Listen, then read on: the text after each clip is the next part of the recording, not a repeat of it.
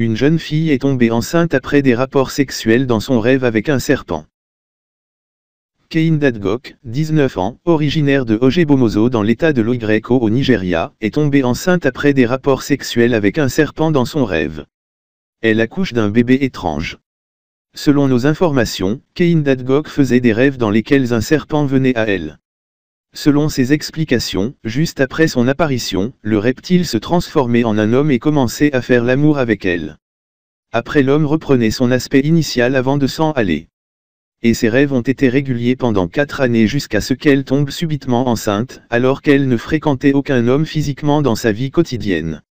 Pour éviter les moqueries, elle a quitté son lieu de résidence car il sera difficile pour elle d'expliquer ce fait hors du commun, tomber enceinte sans contact physique avec un homme.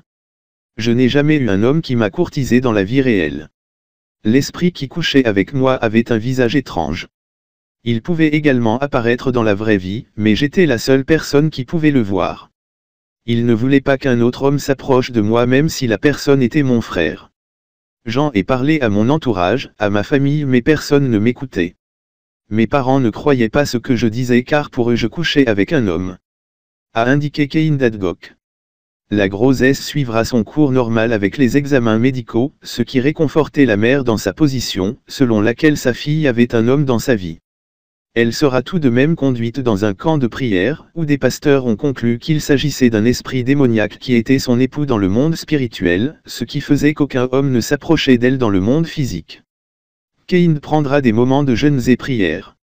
Le jour de son accouchement, elle a été accompagnée par ses parents et les hommes de Dieu.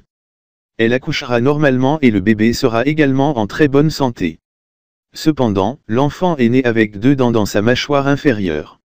Elle refusa donc de l'allaiter. Le nouveau-né mourra 2 jours plus tard. Et depuis ces faits, Kein Dadgok s'est converti au christianisme et fait partie d'un groupe de délivrance dans une communauté religieuse et affirme ne plus voir cet esprit qui l'a fatigué durant de nombreuses années et rend témoignage à qui veut l'entendre.